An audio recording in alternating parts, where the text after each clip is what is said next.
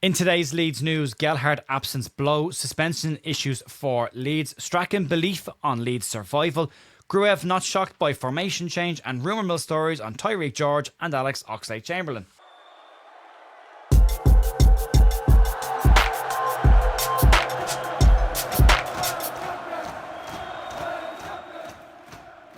Hey folks, welcome to the Leeds View. It is Thursday morning, the 11th of December. Daniel Farke's press conference up later on today. We will have a reaction to that over on bigup.com if you want to come over and join us there just after that press conference finishes. A few bits and pieces to get stuck into today. Also, just to remind everyone, I'll let you know about it, we've signed with Sports Social, Europe's largest podcasting network. So you might hear stingers on the audio versions over the next couple of weeks and months. But yeah, a good move for us and hopefully it can help us out. Also, new merch available for Christmas. You can get some stuff over at Back 4 if you want it. Link down below in the description. But that's enough of the promotion and sales stuff. Let's crack on and get into news. And we'll start off with an absence for Leeds United loanee. Joe Gelhardt has been in excellent form for Hull City this season. 10 goals and 3 assists so far for the attacker. And interest in Joe is probably at an all-time high right now, and Leeds plan to cash in on the player once the summer transfer window opens and his loan at Hull City is done. But Gelhardt's rhythm has now been disrupted for a little bit at least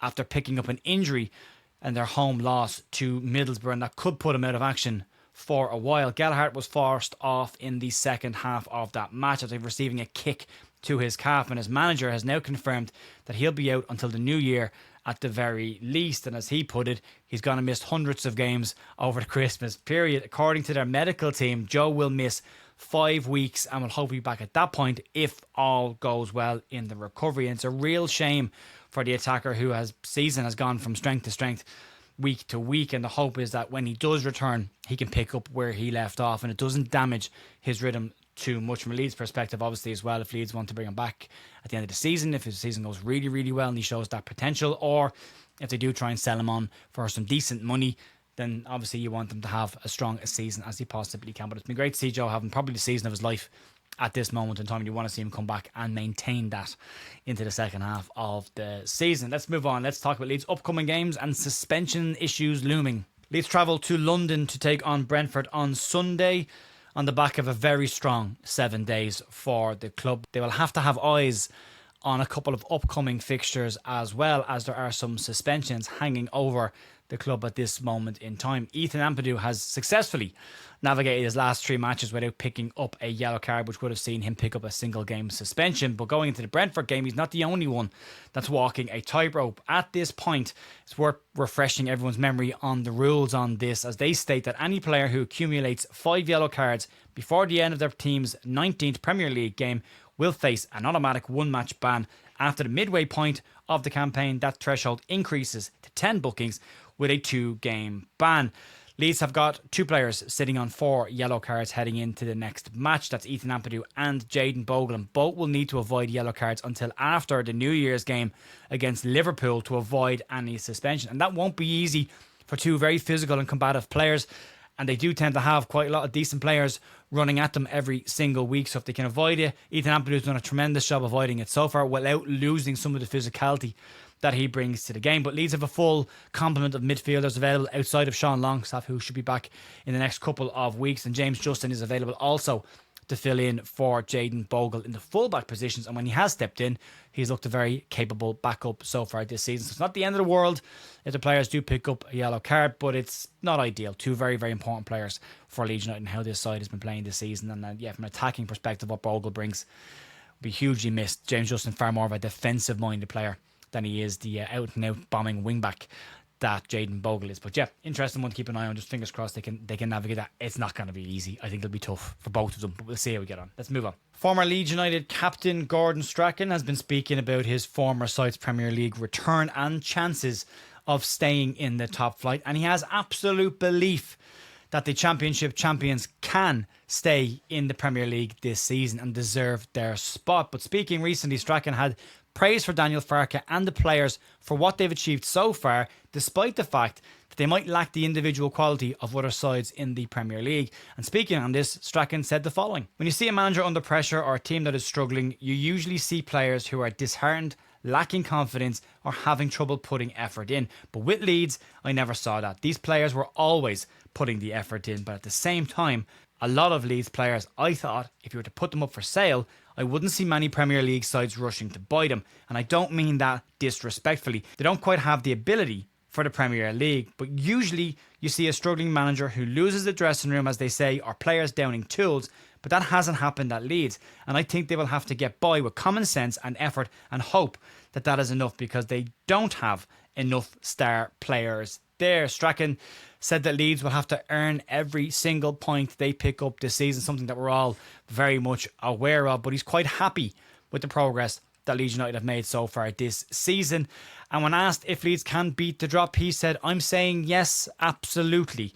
But Leeds will need to be better than the sum of their parts in the next few weeks and months, and try and fight and upset a couple of clubs to pick up the much needed points that they will need to stay in the top flight. But the next two games will increase the expectation on Daniel Farke and the Leeds United players. The last three, the expectation level was quite low, and they've managed to overachieve on what was expected there. So similar performances needed. We'll talk about it tonight on the podcast with myself and Paul Brooker about the next couple of matches that Leeds facing. You've got Crystal Palace, you've got Brentford, and you've got Sunderland coming up in the next couple of weeks, and important matches over the Christmas period. It won't be an easy run of Leeds, despite the fact you're coming off the back of Chelsea, Liverpool and Man City.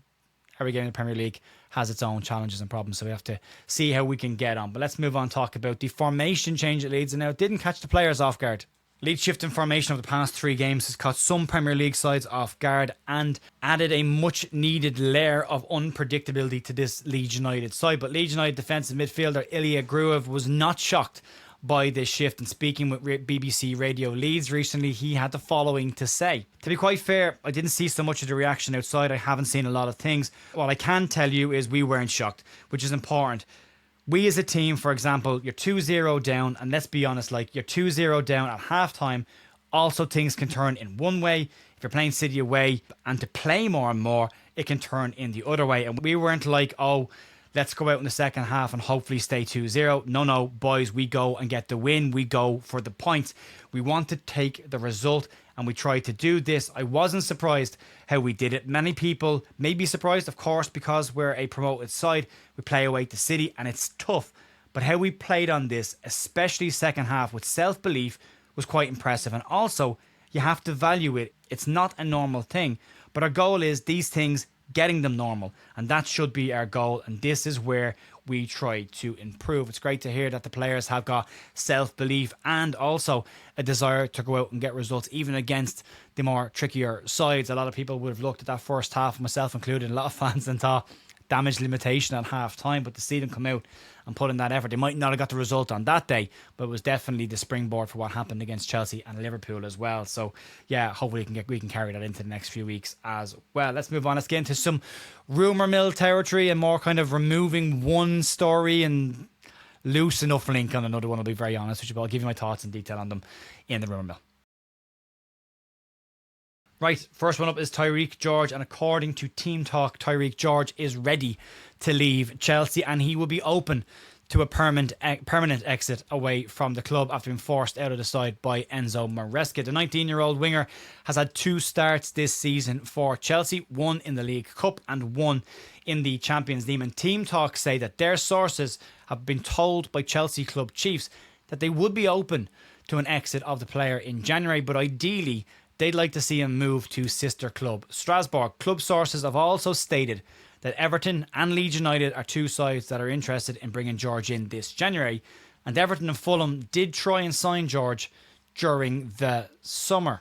But now Leeds have stepped in as they want to add more quality to their side. And the fact that George can operate as a wide player and as a number 10 does tick some boxes for Leeds United, but naturally a left-sided player, which Leeds have plenty of, Leeds need a right-sided player who can come in onto his left foot, and a creative one at that as well. But a short-term option in January could be possible here as well, but it does look more and more increasingly likely that if he does move anywhere, Chelsea will take the easier route to at least try and maintain the player and the potential that he does have by sending him to Strasbourg instead of sending him to a Premier League club, definitely on a permanent move anyway. So yeah, I would say that's a tricky one, unlikely one at this point. A lot of players being linked at this point, but that to me feels like a Slightly trickier one. Fulham will likely step back in and try and get him as well. Everton will be in the mix. Both tried to get him in the summer, and Fulham were pretty close to getting him at that point, but it fell apart towards the end, heading into deadline day. But yeah, from Leeds' perspective, yeah, it'd be a nice one to add to the squad. An exciting young player if you can get him permanently, but yeah, it might be a tricky one to do.